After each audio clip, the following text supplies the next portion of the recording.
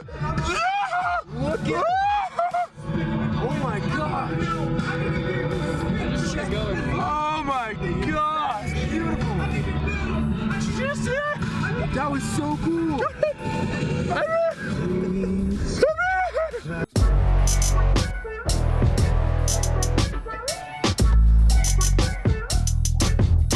Hey guys, welcome back to Wicked Wisdom with Max Janello.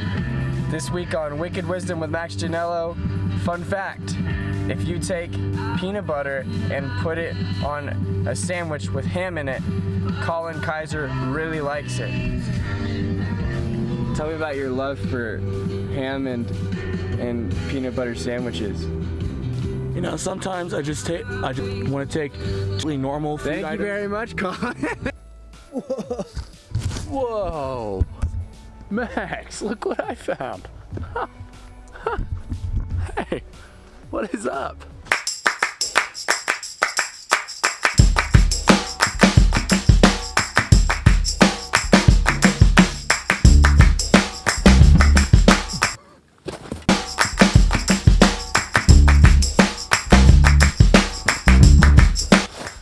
Forgot to bring you up here.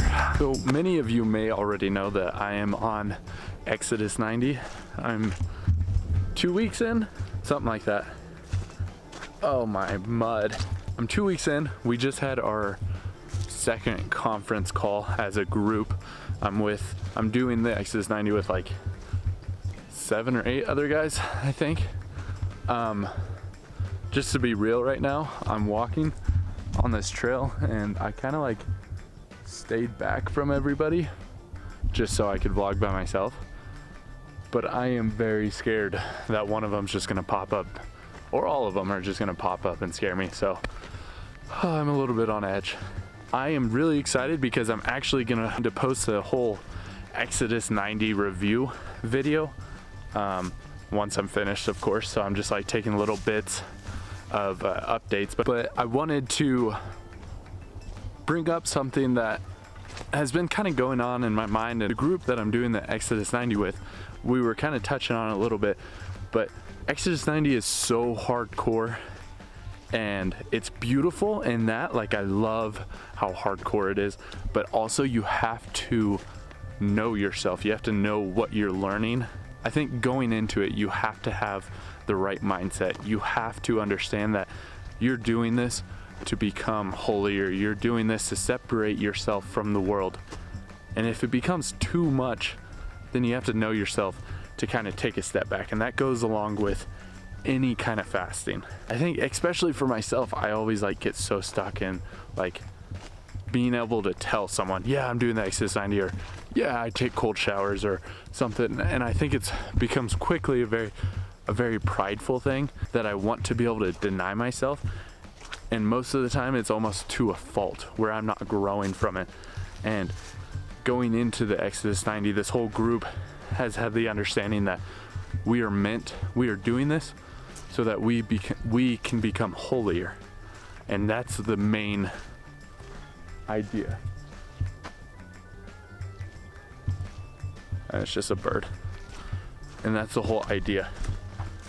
On that note, I want to talk about water fasting. Max and I, about a week ago or 2 weeks ago, we tried a 3-day water fast, and I was so into it. I was so excited, but I ended up breaking the water fast a day and a half into it. So I went a day and a half and then I broke it, and Max ended up breaking it like the morning of the second day. So we didn't get the 3-day fast in, but Max was talking to a priest about how we did do a water fast, and the priest said something that I guess I never really thought about it. He said sometimes we can push ourselves past our limits, past our spiritual limits, and so we can end up like hating our spirituality. So if you're like fasting and you're just absolutely hating it and it's not healthy for you, and you're building up this like hatred for your spiritual life because your fasting is connected with your spiritual life, then you end up hating your spiritual life and you're not growing from it. But with that said, I've been recently doing 1 day water fast, and it's literally self-explanatory. Not eating for a day, just drinking water. You need to be just be really intentional if you're doing this, that you're drinking enough water. Make sure you have a water bottle with you at all times. You're just drinking it through the day. It honestly makes it easier for me. Like when you're drinking a bunch of water, then like you don't notice that you're not eating. That is the case for me a lot of the times. So that's something I recommend, a 1 day water fast. And after you do a few of those, then kind of take a step to a half a day, to a 2 day. And I can't say anything past that because I honestly have never done more than a 2 day fast. I want to eventually get myself where I can do that, where I'm confident with that. But you have to know yourself. The last thing I want to do is like somebody goes into the ER or something. They're like, dude, this Patches Carney idiot guy told me to do a fast and now I'm sick. Don't do that. And don't call me an idiot. Don't call me an idiot. On the real though, yesterday we climbed the incline. That's in Manitou Springs, I believe. It's just straight up. It's like 2,600 feet of just like a staircase straight up. It was pretty difficult. It was a lot more difficult than I thought it would be, but so we got to the top and I kind of separated myself a little bit, just like walking up a little bit higher, and I sat down and I saw this bird. It was jumping from limb to limb in the tree right next to me, and I thought of this reading. I don't know if I read it or I just heard someone say it. It was about St. Francis and how he was able to have this relationship with nature and animals, and animals were just more comfortable with him and were like would come up and be close to him. And the reason for that was because he was so much like Christ that the animals saw their creator through St. Francis. I literally saw Christ through St. Francis. Oh, I don't know about you, the first time I heard that, I just freaked out. I was like, that is so cool.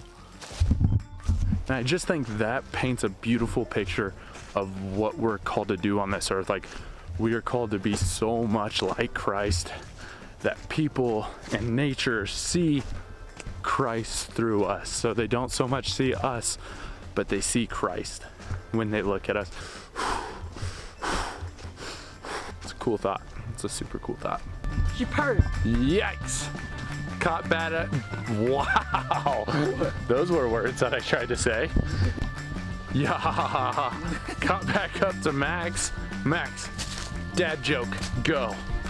So I went to this restaurant on the moon. Great, amazing food, but just no atmosphere. Yeah! Yeah! Yeah! Oh, that was good. You're a freaking comedian! And we are done with the dad jokes for the day.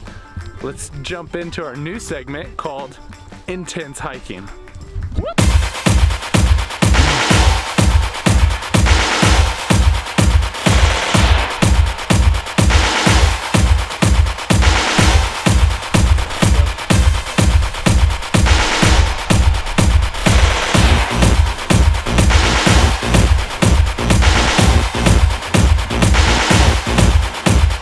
Hey Mom, could you come pick me up? I don't want to do this anymore.